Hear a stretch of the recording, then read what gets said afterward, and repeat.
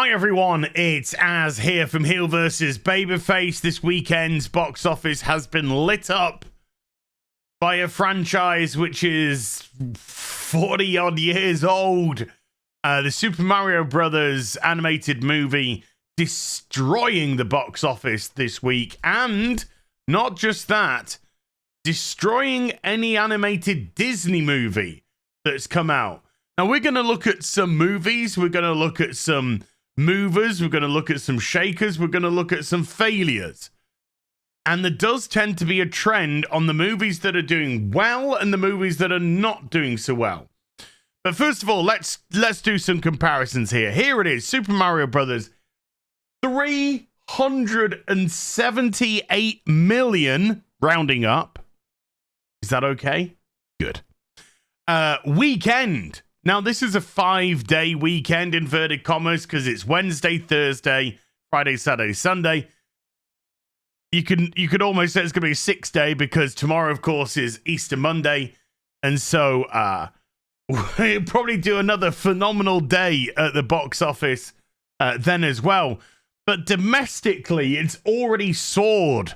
These aren't exaggerations. Over $200 million in those 5 days, with the international chipping in with just a meager 173 million. And you could tell that this was poised to be absolutely massive when you looked at the Wednesday opening at 31 million, which was insane. The Thursday itself bringing in still 26.5 million. And then Friday, 55 million. Saturday, 57 million. And then the Sunday, 35 million. Rounding up, if that's okay. Thank you. It's fine. So this is absolutely colossal. Now, what can I say about the marketing that has surrounded this movie? This movie, I haven't seen it. Obviously, I socialize with a lot of people that have seen this film. One thing that I've heard from pretty much everybody is great kids movie to take your little kiddies to. And also, big fans of the Mario series, plenty of little Easter eggs and stuff like that that'll keep the adults happy as well. So it's really kind of catering for all ages. But I've seen with my own eyes and heard with my own ears the marketing campaign that surrounded this. Chris Pratt, Charlie Day, the girl with the weird eyes from the Norseman. Anyway, and when I've seen them interviewed, they've been very humbled, they've been very gracious, and they have just essentially said, please go watch this movie. If you've got any reservations, any doubts, go watch it. I think you'll be very happy with what you see. There's no berating of the audience. There's no condescension. There's no talking down to them. There doesn't appear to be any preaching of politics or any, I was going to say feminism, but let's just go into feminazis. All that kind of stuff. That seems to be by the wayside. And from what I can gather of the film, no spoilers, even though Peach is elevated in this, from what I hear, it's still Mario and Luigi that do the business at the end of the day, which is what you want when it's a Super Mario Brothers movie. So I've not heard anything bad from the film. I've heard some people say it's okay, it's all right, and I've heard people say it's very good. So I've not heard anyone actually say it's poor. Apart from, guess what, folks? Mainstream movie media. And why? Why have mainstream movie media slagged this movie off? Chris Pratt, who just so happens to be a Christian guy. Look at that. They hate him. They don't like him at all because, you know, we live in a progressive Hollywood, and by progressive, I mean degenerate. And so we have the Rotten Tomatoes score from the critics at 56%, but the Audience score 96%. The day of the critic is definitely coming to an end. For all that we say, for all that we boast and, boisterously shout and all this kind of stuff, it is legitimate. The critics' days are vastly numbered. In gaming, it's virtually done. It's over. People are going to other sources for their information. And I think that is happening rapidly when it comes to movies as well, because, of course, the critics are no longer criticizing a movie based on its merit. They're criticizing a movie based on their agendas, whatever their agendas may be. And they expose themselves time and time and time again. So to see this movie do this is absolutely phenomenal. Absolutely phenomenal. And as the numbers show up here, just massive. Absolutely massive there. Now let's compare it with the biggest opening for a Disney movie, and this is Frozen 2. This was the best performing Disney animated movie. Now, we got to be totally fair on this one. This had a 4-day opening weekend, but even the 4-day opening weekend was 130 million. And based off the Thursday, you could say that if this came out on the Wednesday, maybe add another 10 million on, being generous there, being very generous. So it would have been somewhere around the 140 million mark. But 130 million, and then you compare that to what we have here with the Mario, 204 million. Now, I'm sure there's going to be a couple of adjustments due to inflation, but it is there or thereabouts. We're probably looking again, let's say 10, 15 million. So it's absolutely destroyed Frozen 2 in terms of that. And since then, of course, Disney have had flop after animated flop. Strange Worlds, massive failure. Their Pinocchio, massive failure. Why? Because they're now sticking their agendas in. They're no longer trying to entertain. They're now trying to indoctrinate children with some degenerate politics that they're trying to push. And it's been rejected because guess what, folks?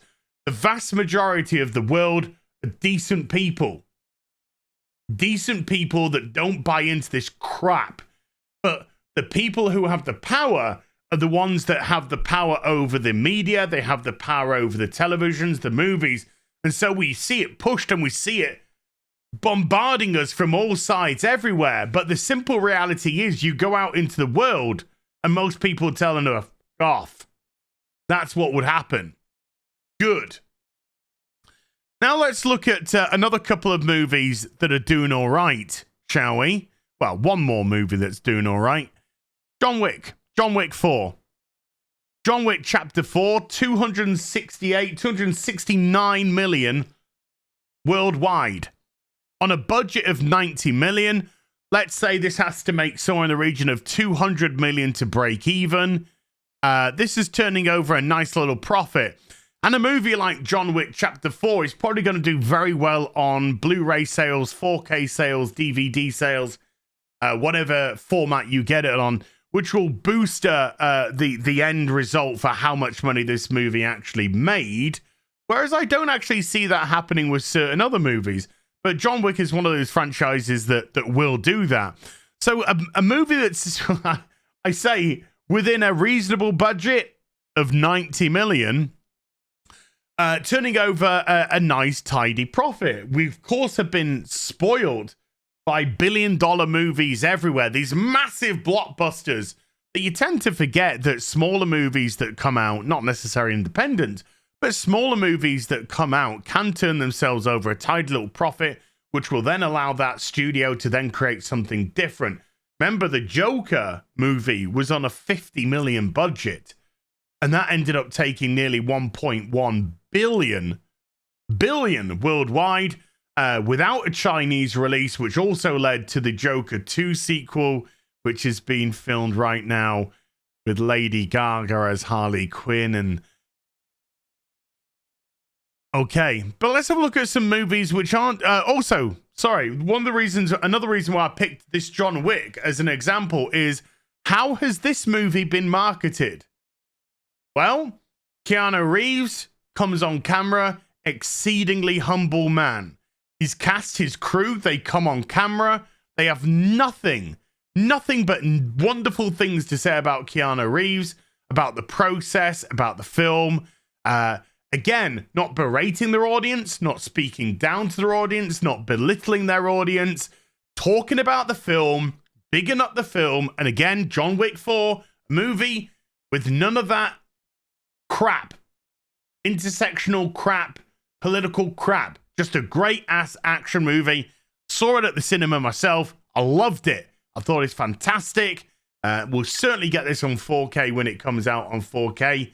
And if it's the final John Wick movie, it goes out on a massive high. If there's any more John Wick movies, and when I say John Wick, I mean with Keanu Reeves John Wick, I'm very okay with that. And of course, we've got the ballerina coming with, is it Rebecca de Darmes? Whatever. She's going to be in the ballerina, which is going to have Keanu Reeves in it for how long, don't know. But that's going to be a prequel, which is set between John Wick 3 and John Wick 4. But that's just by the by. But it's spawning different things. So again, another production which is treat its audience with respect and wants you to go to the cinema and have a great time. Very Tom Cruise-y. Now then, let's have a look at some other movies. Dungeons and Dragons, a mitigated flop. For all that the mainstream media once again want to lie to you, this isn't a mitigated flop. This had a budget of $150 million. Insanity. Insanity from the get-go. A Dungeons and Dragons movie shouldn't have a budget anywhere in the region of that. It shouldn't have the budget anywhere above 50 million. Between 30 to 50 million. Tops. 150 million. It's at 124 million worldwide. This film will have to do somewhere in the region of 300 million to break even. It's gonna lose money. It's gonna lose a lot of money. And even if we have a look down here, you can see it's already in the 1 points millions in its first week. It's not gonna shine. It's not gonna rise. And I wouldn't be surprised if next week, maybe the Easter, because we're in the Easter holidays, that might save it a little bit. But this could easily drop into the below 1 million at some point during the week for that box office. And it's at 3,855 theaters. So it's not as if it's on a small release run. Now, why did I pick this movie? How was this movie marketed? Well, the writers, producers, whatever, came out and said, oh, we love emasculating our leading men. That is what they decided to lead with. And for somebody like me who may have gone to see it for shits and giggles, so bad it's good, maybe, totally turned off by this. And even though Shad, love Shadiversary, even though Shad said it was good and it had good messages in it, you know, I heard Gary from Neurotic, not impressed at all. X-Ray Girl, middle of the road, meh movie. So it had a big spectrum of where it actually sat, which after the marketing from these people, after the way that the producers, the writers, whatever, decided to come out and push the movie, made me go, nah, I'm okay. Nah, I'm good. I don't need to see that. I'm okay. Another movie that's absolutely flopping massively at the cinema. Oh my goodness me. Now then, this also went on to demand yesterday. That's how desperate they are to raise some money. It went on demand and it's still in the cinema. And it hasn't been out for more than 3 or so weeks. Shazam, 128 million worldwide. Just out for 3 weeks. Holy cow. Absolutely abysmal. Abysmal. And that started off in over 4,000 theaters. How did I see this movie being pushed? Well, look, our villains are Helen Mirren, a 70-something-year-old lady. Okay, not nothing against Helen Mirren. Love me some Helen Mirren as a villain in a superhero movie. Not so much. Not really so much. And what else did I hear from Shazam? Oh, it's going to emphasize on one of the Marvel family being gay. That's the way that you wanted to market this movie. Thanks, no thanks. Seen the trailers, seen the way you tried to push your movie. Zero interest at all. If you have to talk about identity politics to push your movie, it means you have absolutely no faith in the story and the actual characters, not how you want to define your characters. So no, that's a big pass to me. And finally, of course, the unmitigated flop of Ant-Man, Antifa Man and the Commie Mania, which needed to do somewhere in the region. Oh, by the way, Shazam needs to do somewhere in the region of 300 million to break even. So this is going to lose colossal amount of money. Same with Dungeons and Dragons, as I've already stressed.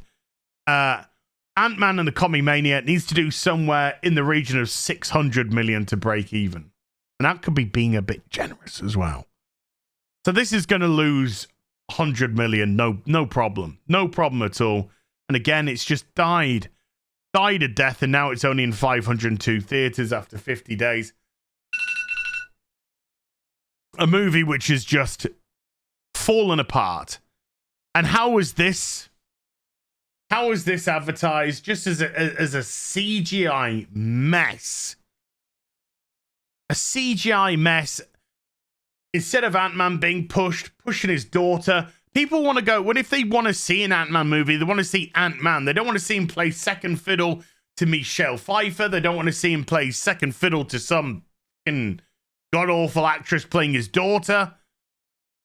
The Wasp wasn't even in it for 90% of it. Because, of course, she has the wrong politics, IRL. And by the wrong politics, she just tried to talk a bit of common sense.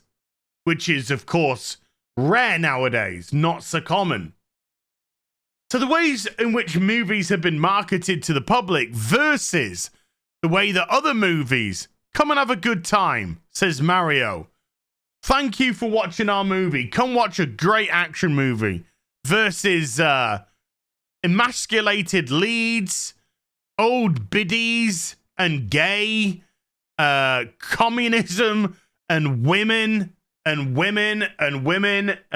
intersectional crap. What a surprise. Mario dominating. And it's easy to see why. Because people, Kel Surprise, want some entertainment. And particularly something great to send their kids to and watch as well. Hope you enjoyed the vid. See you in the next one. Take care. Bye for now.